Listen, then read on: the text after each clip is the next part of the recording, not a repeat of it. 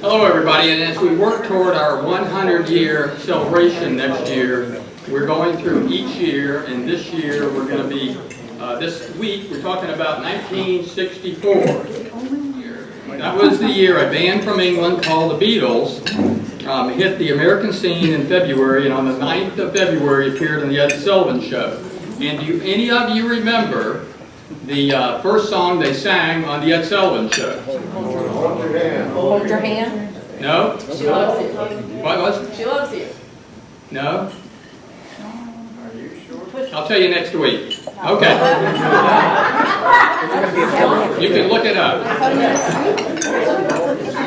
This is a photo of the Cabana, Teen Court, and Manatee Players on Main Street in 1964. And Teen Court became a hangout for teenagers, and across the street from it was the Bradenton Auditorium, which at that time started booking rock and roll concerts for teenagers. This is a photo which appeared in the Bradenton Herald of the past presidents of the club at that time, and they had a reunion, and you can recognize many of the people that I've been talking about for weeks. And you can see right in the middle there's Dewey Dye sitting with his glasses on. This is our president of 1964, and that is Marion T. Snooks McGinnis, who was from Marianna, Florida, and he was born in 1914 and moved with his family to Bradenton when it was Bradenton when he was only 4 years old. He graduated from Bradenton High School, where he was an excellent athlete in golf and football. This is a photo of when he played football at Rollins College in Winter Park. He earned a full scholarship there when he also played golf, and he won tournaments throughout the southeastern United States playing golf, but he was also a standout on the football team, and they inducted him many, many years later into the Hall of Fame there. This is a photo of Snooks McGinnis when he became the clerk of the court. Now after the war he returned to Bradenton and taught school for a period of time in Oneika and then in Sarasota. But in 1946 he became the director of the Boys Club for Manatee County, and for 10 years that's what he did, and he worked with this club at that time, in which he joined the club then. In 1956 he won clerk of the court, and at 46 years old he beat an incumbent, and he was there 20 years. And he was the 15th clerk of the court Manatee County's had. And but 20 years after he'd been in, he also was defeated by another young man who was Chip Shore. And I will tell you that the papers had a lot of fun during that election because they had Snooks versus Chips in the election. This is a photo, and I wanted to use this photo to show you because this is a photo of Snooks McGinnis and Joe Bill Rood, who I've already talked about a few weeks ago as president of this club. Now what's interesting, a lot of people don't know, is Snooks married a woman by the name of Virginia Rood. And Virginia Rood was Elon and Elon's daughter and Joe Bill's sister. So it's pretty interesting that we've had out of that family 3 members that have been president of this club. Now Snooks was always involved in the community, and he, besides the boys club, he always supported them after he left and became clerk of the court. But he also taught sailing to children here for years, and he used his experience that he was in the Navy during World War II. He also became the director of the Florida State Golf Association and was the president of that for quite a while. And after serving his nation, state, and community, he died in 1998 at 84 years old. Now, this is a photo I think I've shown before, and I like this photo because it's the inside of the Manatee National Bank. Who remembers that? People remember that. It came Southeast National Bank years later. But on the left-hand side, standing up, is Vernon Desir, and I wanted to show you his picture in this photograph because he was the one that hosted the Ladies' Night in 1964. And in that Ladies' Night, they had a game that they played, and awards were given. And the awards were like, and I know Judge Adams will like this, they gave out the Nonsense Awards. And so just wanted you to show that, because maybe showing this photo, I should get one of those awards. Here's a photo of the Bradenton Trailer Park, what it looked like in 1964. A lot of the lots were small then, so they were going under, we were improving it. The club went on a mission to improve the lots because mobile homes were larger than these small lots that were in there that went in the 1936. So they improved that. Here we are, we're back in IRS. Now remember, in 1962, 1961 and 63, the IRS was after the club and denying them an exemption for the revenue from the club as being a nonprofit. So we were paying taxes. We were litigating with the IRS. We were out of court in the beginning of 1964, but what happened is that we made the decision to sue the IRS, and that's what we did in 1964. Now, we have Judge Adams here and Judge Williams here, and this is Judge Joseph Lieb with the U.S. District Court in Tampa. Now, I wanted to show you this picture because the members of this club probably haven't seen his picture in a while. It appeared in the paper when he ruled against this club. We went to trial. We went to trial in the case against the IRS, and Judge Adams can tell you, Judge Williams can tell you what this means. He after we presented our case, he granted a direct verdict against the club in favor of the IRS. So he didn't think much of our case, did he?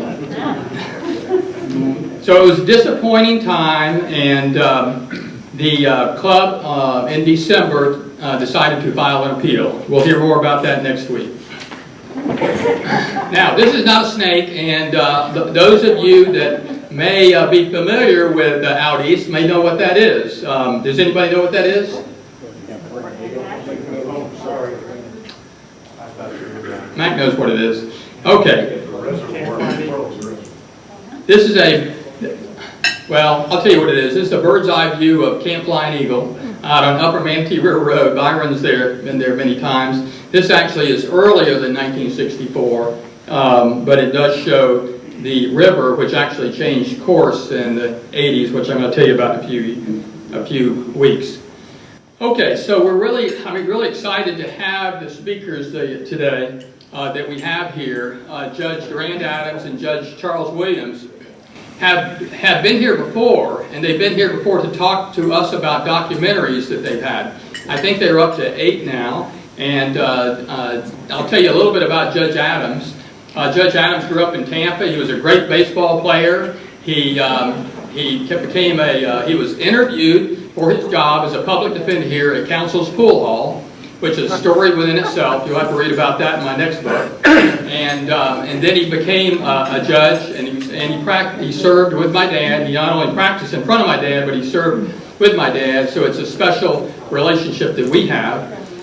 When Judge Adams decided to retire, I ran for his seat, and so I'm holding the seat that Judge Adams has, and I also I inherited his assistant, Donna. So it's a real special relationship that we have.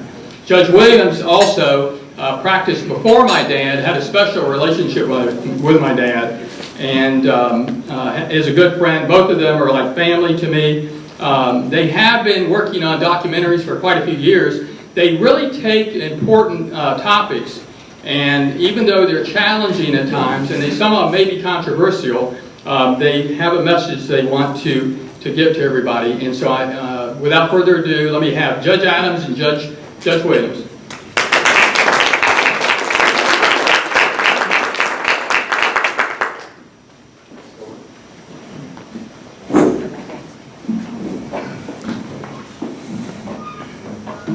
Thanks, Gilbert. And it's great to be here. It's great to be at the mothership. I was in Kiwanis for 10 years, Sunshine Club. Best corn dogs in the whole world at the fair. There's no debate about that. I didn't even like corn dogs until I joined the Kiwanis Club and went there. And I grew up in Tampa and we'd go to the Florida State Fair every year, and I'd pass the corn dog stand by because I just couldn't stand the idea of eating corn dogs wrapped in whatever it was they were wrapped in. Until I got to the Sunrise Club, and then we became, I want to say, probably world famous for our corn dogs. And people would come to the fair every year and they would say, you know, the only reason I come back to this fair every year is for the corn dogs. And I'd say, you know, I understand that. Because I would take like 15 home at night. And my wife would make me, literally, we live out in the country, so don't get alarmed by this revelation, but because we live out in the country and there's no one around our house, she'd make me take all my clothes off on the front porch before she'd let me in the house because they all had that greasy smell to them from cooking corn dogs all night long. But the payoff was I'd have 15 corn dogs in the car. So the other thing I want to say before we start talking about the movies that's the latest movie that we did was I assure you that had either Judge Williams or I been the federal judge in Tampa, we would have given you a fairer shake on it. Anyway, Judge Williams, who was this spectacular individual with me, and I have had the great opportunity over the last, I'd say, 9 or 10 years to get involved in making documentary movies, along with the METV and Charles Clappsaddle. We have made, I believe, 8 full-length documentary movies at this time over those 9 or 10 years. And each one of them has been a tremendous joy and revelation to me when I consider what I believed about a certain subject that we were going to do a movie about at the beginning of the movie, and then what I knew about that subject after we had finished, because it takes us about a year to do one of these things. And there really is a kind of a large chasm between what I believe about the subject and what I learned. So I'm very grateful for having the opportunity to be able to make these documentary movies with Judge Williams, who's really the brains of the thing, and Charles Clappsaddle, because it has enlightened me, and I think that these movies that we make do enlighten the folks who see them, and we've had lots of people watch these movies at film festivals and other places. And so, I'm grateful for having the opportunity to do this. Plus, I'll tell you this.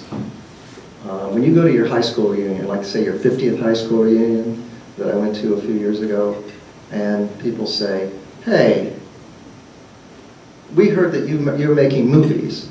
That cannot be true.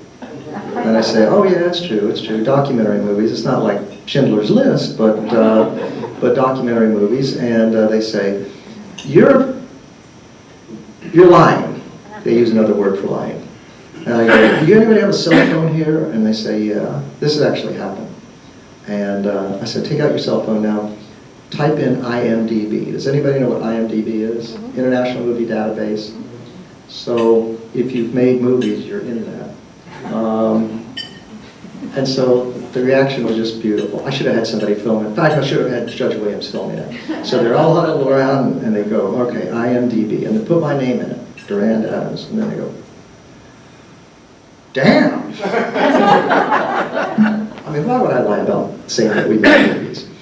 Anyway, let's get to the latest one that we made. And by the way, you're going to hear from, again, the brains of the outfit, Charles, with Judge Williams in a minute. But the latest movie we made, along with METV, was Dangerous Ladies. And it's all about what happened when the women of America decided to agitate and demonstrate and press for their right to vote. It is amazing to think that in this land of democracy, in this, brightest democratic light in the world, that women were not allowed to vote for well over 100 years, and that they had to fight so hard to be given a basic constitutional right in this country, the right to suffrage. I have a couple of notes here because there are some things that I thought were really interesting about this struggle to get this constitutional amendment, the 19th Amendment to the U.S. Constitution, passed, because it has to be a constitutional right in order to give certain people the right to vote. And it kind of started out in 1801 with Abigail Adams, who was John Adams' wife, started pressuring him in 1801 to give women the right to vote in this country. And she said,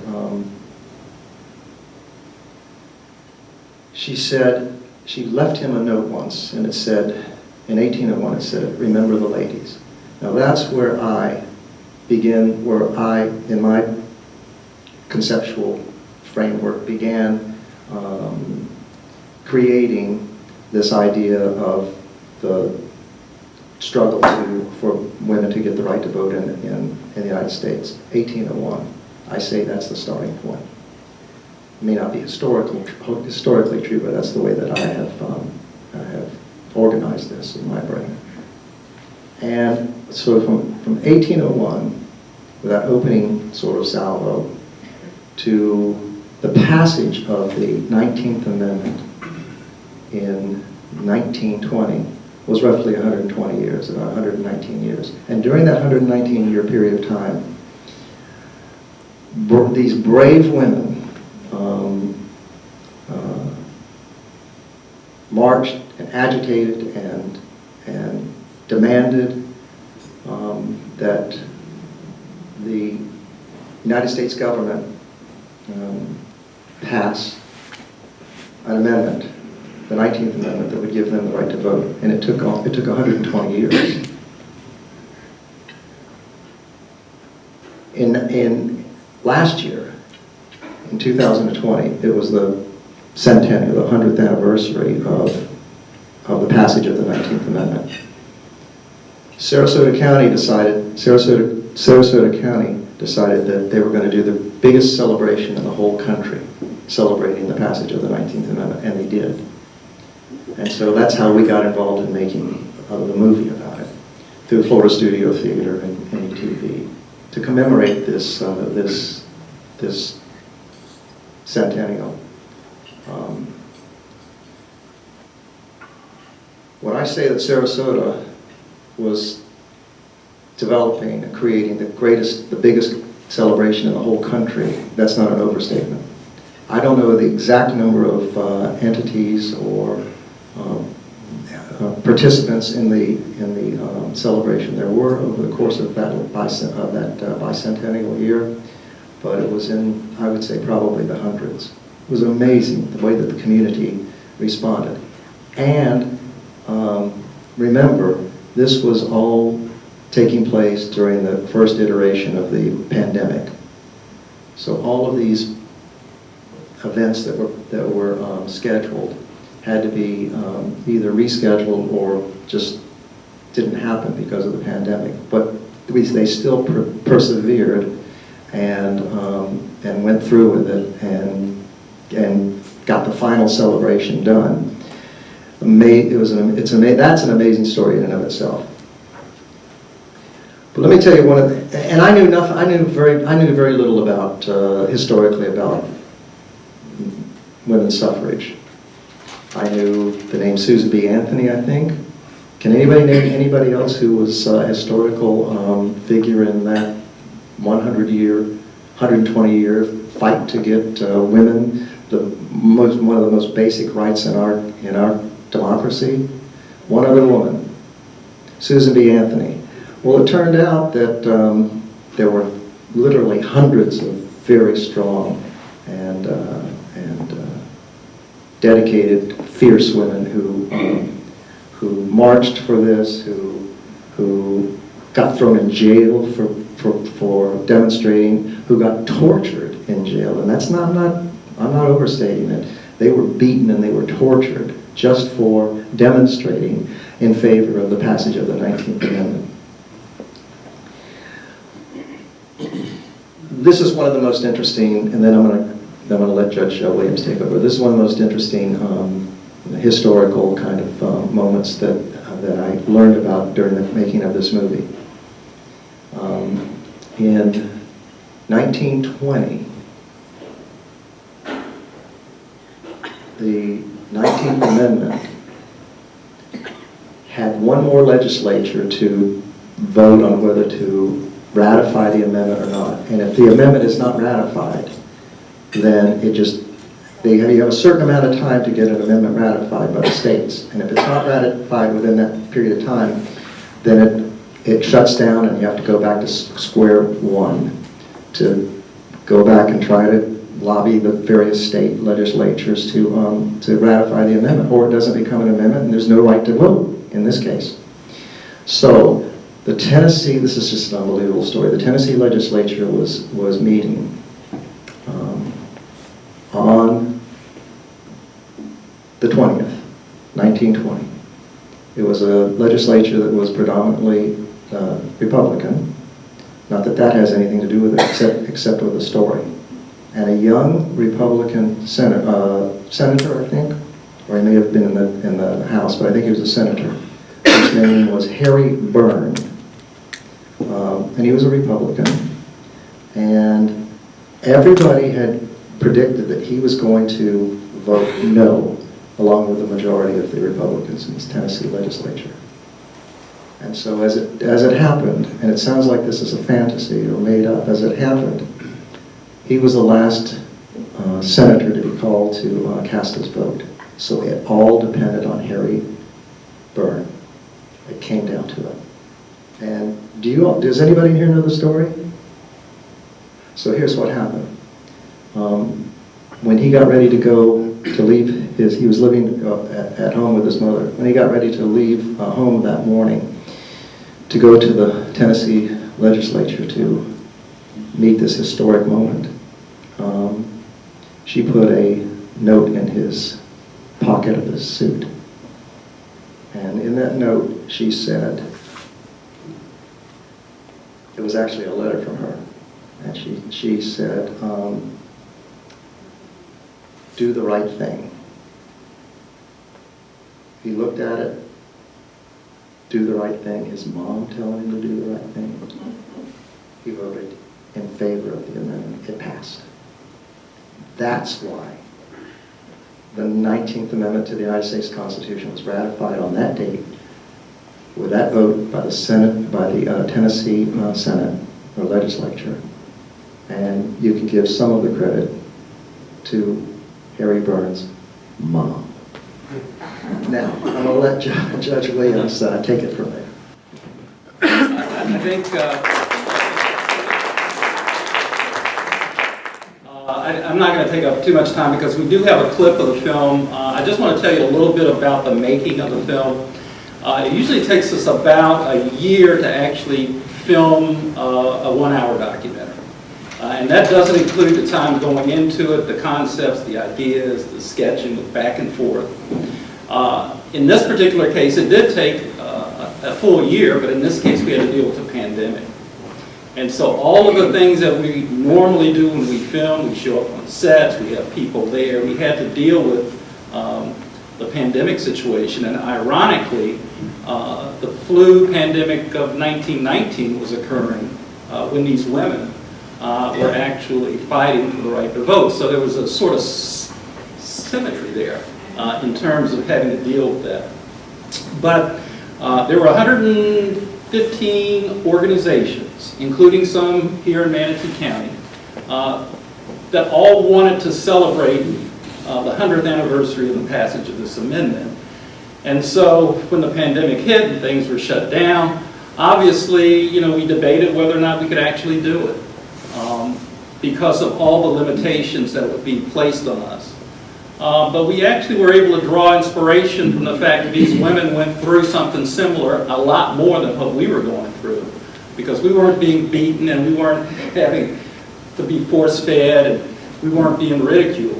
They were doing it in the midst of this pandemic, in the midst of something that we take for granted now, but at the time was very much in debate whether or not women should have the right to vote. It's hard to believe, but there were serious debates about that. Serious debates as to whether or not women, and these are some of the arguments that men made, and some women made, that women were too emotional to vote. That they would be influenced by their husbands. So really what you're doing is rewarding a husband with an extra vote because he's going to do exactly what, the woman is going to do exactly what her husband tells him to do. So these debates were going on, and they were serious debates. And so they had to deal with that. And so we wanted to make this film so that we could celebrate this 100th anniversary and also educate, give you a little history. And we also feel that entertaining is part of making these films. So we sort of put all of that together in a film. It ran about an hour and 10 minutes. We're going to show you about 10 minutes of it, and then after that we'll be glad to answer any questions that you might have. So, And by the way, before we leave the podium, I want to tell you that we couldn't have done this without METV, and we certainly couldn't have done this without Florida Studio Theater. Florida Studio Theater was the driving force behind this with Kate Alexandra, and they provided the talent, the actresses, because we recreated some moments through actresses on stage, even though there was no one in the audience, which was a kind of a surreal deal because there was supposed to be full audience participation in this, but because of the epidemic, the pandemic, they had to do this to an empty, from the stage to an empty audience. And these women who were acting these roles out were just fabulous. So Florida Studio Theater was really the creative, moving giant behind this project, and without them it never would have been done. Okay, thank you.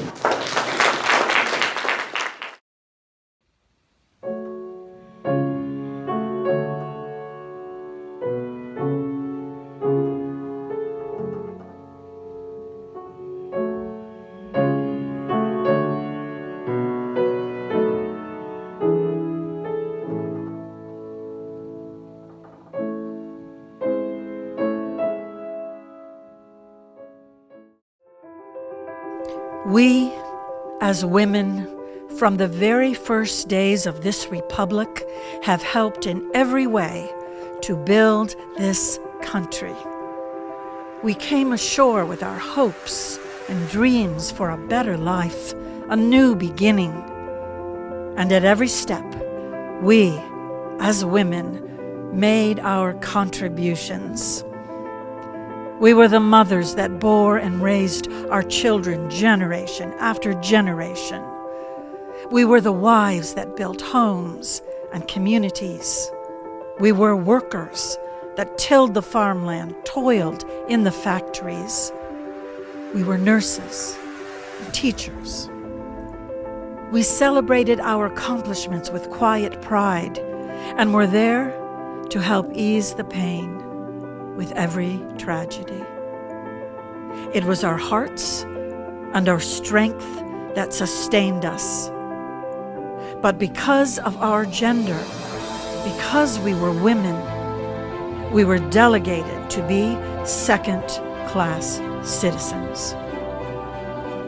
Despite all of our contributions and all of our efforts, we never had a seat at the table, never had the opportunity to contribute to our government. We never had a voice. But like all injustices anywhere, there comes a time when change begins, and it takes people of courage, vision, persistence, and commitment to make that happen. And so began the suffragist movement.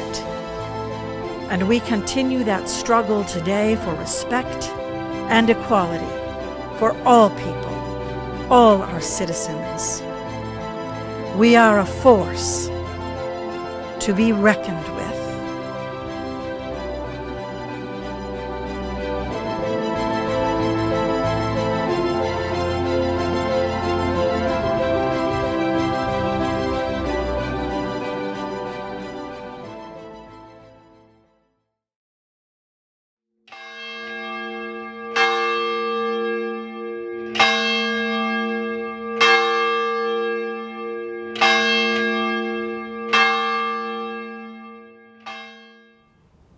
My dearest John, I long to hear that you have declared an independency. And by the way, in the new code of laws, which I suppose it will be necessary for you to make, I desire that you would remember the ladies and be more kind and favorable to them than your ancestors. Do not put such unlimited power into the hands of the husbands. Remember, all men would be tyrants if they could. If particular care and attention is not paid to the ladies, we are determined to foment a rebellion, and will not hold ourselves bound by any laws in which we have no voice or representation. Adieu, John. I need not say how much I am your ever faithful friend, Abigail. I cannot choose my own husband without my father's permission.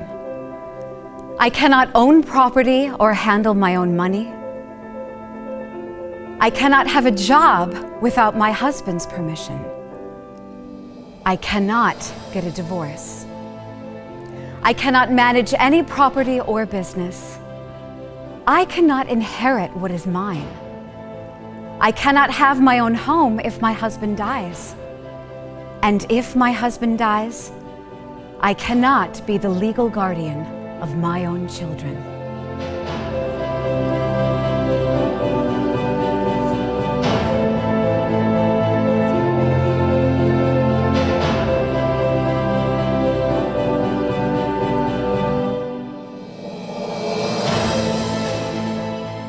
In the year of our Lord, 1916, the 14th of October, Sisters of the West, may we count on you. How can our nation be free with half of its citizens politically enslaved? Women of the West, stand by us in this crisis. Give us your help and we shall win.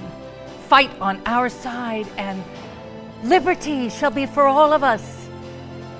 For the first time in the world, women are asked to unite with women in a common cause.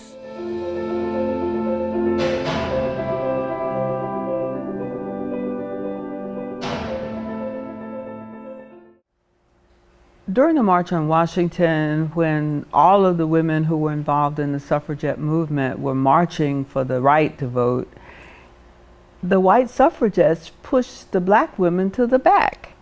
And most of them, I think, went back because what was important to them was being there. But there was one who just did not appreciate being treated as a second-class citizen, because this wasn't what the whole campaign was about. And so it was Ida B. Wells, one of my journalistic heroes, who went to the front and refused to stay in the back. And you know, this was her whole history. I mean, Ida B. Wells was this great crusader for justice, and she went through so much, including the fact that she was on a train once going somewhere, and she was sitting in what was in the white section, and the black section was very, very crowded. But some white people got on and they needed the seats, and they insisted she go to the back.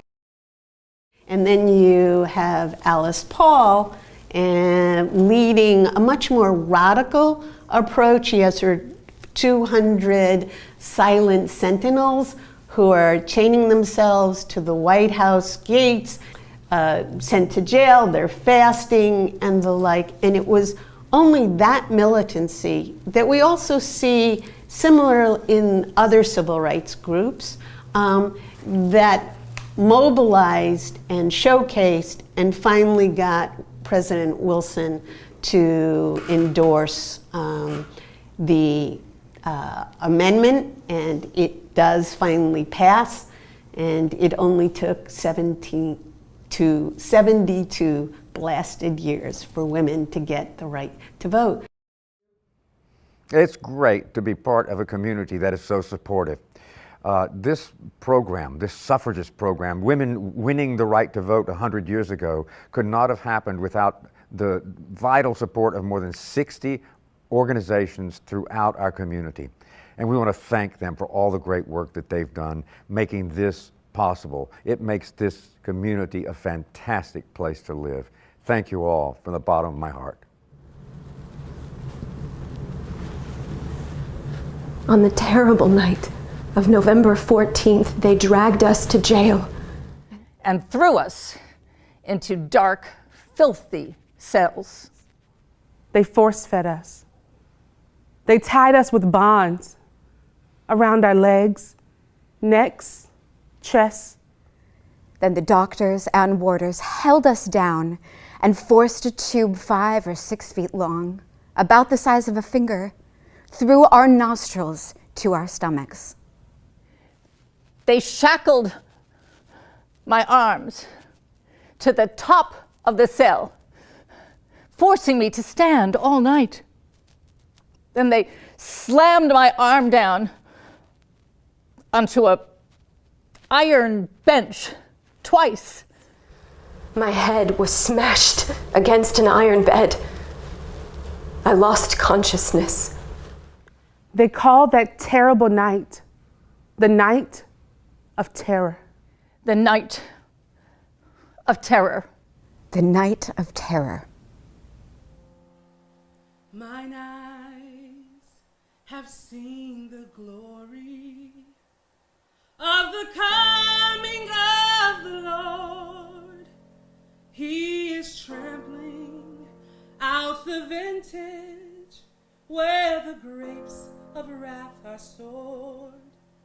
He has loosed the fateful lightning of his terrible swift sword. His truth is marching on.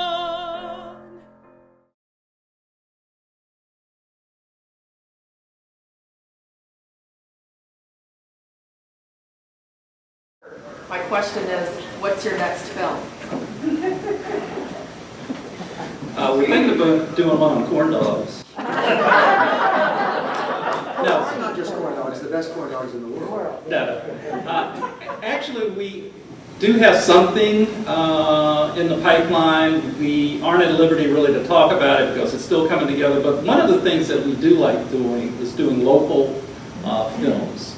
And so we basically started our careers talking about a local historical issue involving Lincoln Memorial High School and Manatee High School during the early days of integration. We've tried to keep local projects here because, number one, we have a local historical interest in it. So we are working on something, hopefully, maybe by next year, that will have a particular Manatee County flavor to it. Let me just tell you briefly how the process works. When we finish something like Dangerous Ladies, and believe me, without Kate Alexander, this thing never would have been finished. But when we finish it, and it's been shown at film festivals, and Sarasota Film Festival, I think 6 times, I'm not sure, but and around, then what Judge Williams and I do is we kind of like decompress, because you're talking about a whole year of real pressure of working on these projects.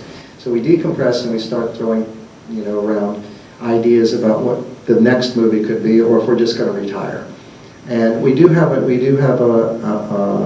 something that we think is going to be could be interesting and could be important. I'm not at liberty to tell you what it is now, but it'll probably take us 3 or 4 months to actually get together the concept, and then we start the filming and with METV hopefully, or somebody, and then we'll go from there. Yes, Gilbert. Do you have any plans to show Dangerous Ladies at the Manatee Performing Arts Center? How's that take? You want to take that? No, I think we do. And one of the things that we hope to try to do, we've shown it to different venues in Sarasota, is to get this played because it's very educational, and I think it's certainly something that we hope that we can get in the schools, but I believe the plan is to try to get this shown here maybe in the spring.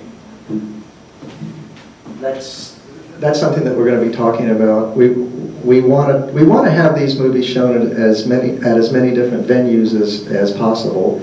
But a lot of it has to do with word of mouth and whatnot, and so I expect that it'll be shown. I hope it'll be shown here, and I expect it'll be shown at other places. As I said, we've gone all the way up to.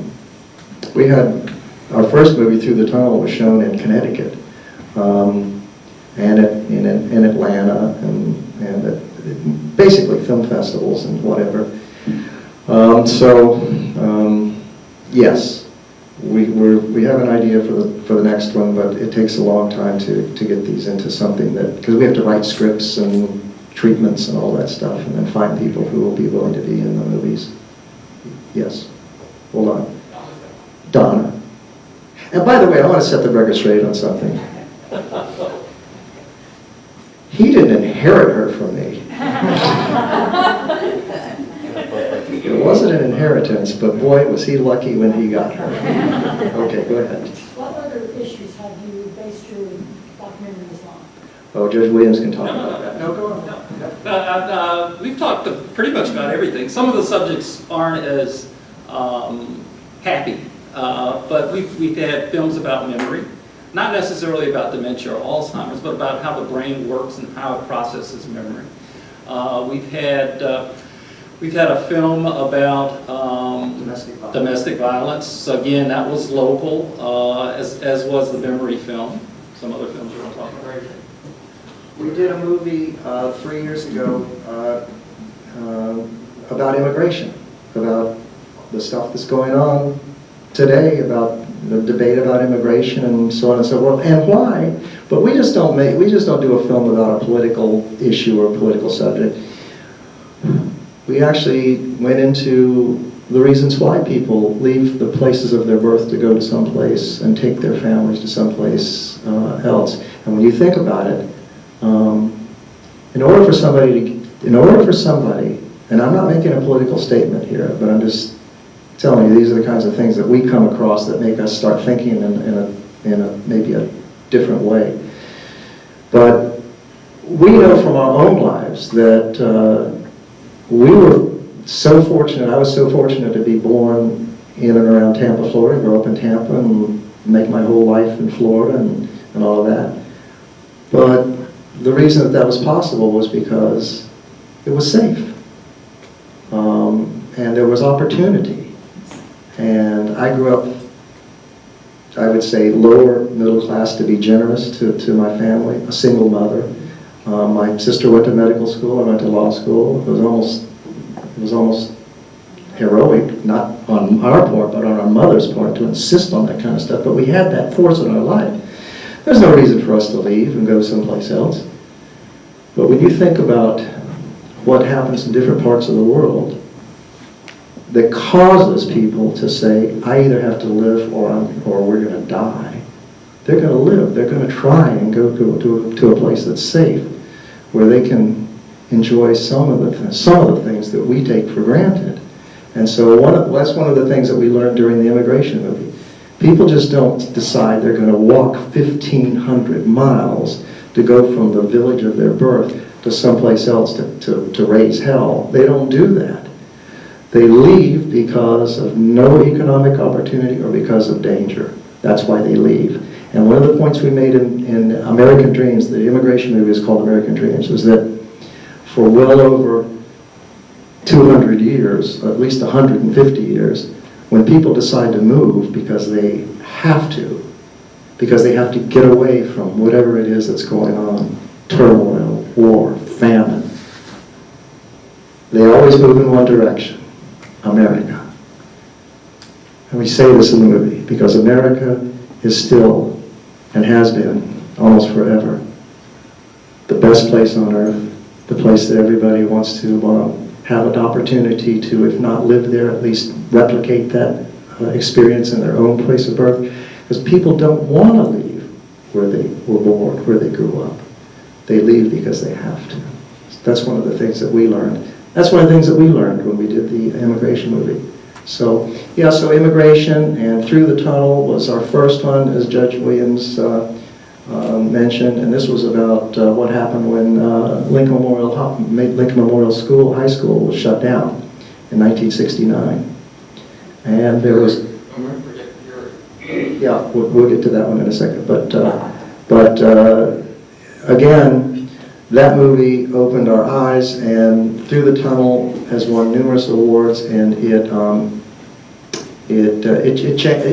the Tunnel actually changed lives. And I know that sounds like a really boastful, preposterous statement, but it did. It changed my life, for one thing. So, what do you think? And we did a film on the history of the jury system, which was actually, I think, our first one.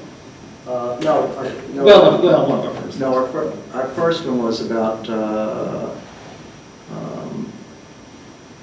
Brown versus Board of Education. That's how we got involved in all this. We were asked by the Florida Bar, all the bar associations, I was still a judge at the time, all the bar associations in Florida were encouraged by the Florida Bar and the Florida Supreme Court to do some kind of project or celebration of the, was it the 50th anniversary of Brown versus Board of Education, which created, did away with segregated schools, although it took a long time, because that decision was made in 1954. And the schools here weren't integrated until, what, Gilbert? 1969 or 1970. So you're talking about from 54 to 1970, 16 years. It took 16 years to get that Supreme Court decision implemented here. And that movie that we made really resonated with all kinds of people. And I'll tell you one final little story to show you how much it did. Two stories. One, I was getting an operation. I know they say, "Oh man, this guy talks a lot," but I was getting an operation at Manatee Memorial Hospital, and you know how they take you from your room into the operating room, and the aide comes in, and he's pushing the bed and stuff, and he's making small talk, going up the elevator and all that stuff. And he said, he was a black young man. And he said, "So, where are you from?" And I told him, and Tampa and all this, but I live here. And he said, "Do you like movies?" And I said, "Yeah." This was 8 years after Through the Tunnel came out. He said, "Do you like sports?" I said, "Yeah." He said, "I've got a movie that you might like to watch." And I said, "What's that?" He said, "It's called Through the Tunnel." And it's about, and I said, Anyway, that was pretty cool. And the other little story about it is, Palmetto High School football team, when we had finished the movie, and it had been done for a year, and it had been shown all over the place, the Palmetto High School football team got to see that movie, and we got notified by, I want to say it was the head coach. I'm not sure about that exactly, but I think it was the head coach of Palmetto who notified us and said, "Look, we're going to have a throwback game, like in November of this year." And what has happened is that the football team voted after they saw the movie that you guys made to get permission from the athletic association to be able to wear throwback uniforms and so they did, and we went into the stadium that night in a real high school football game, and they were wearing Trojan football uniforms, and they celebrated alumni, or anybody who had played on the Trojan football team back in the 50s and 60s. They brought them out at halftime, and they waved at the crowd and all. So these movies do have leave some impression on people, and do, I hope, get people to think about things in a different way. So.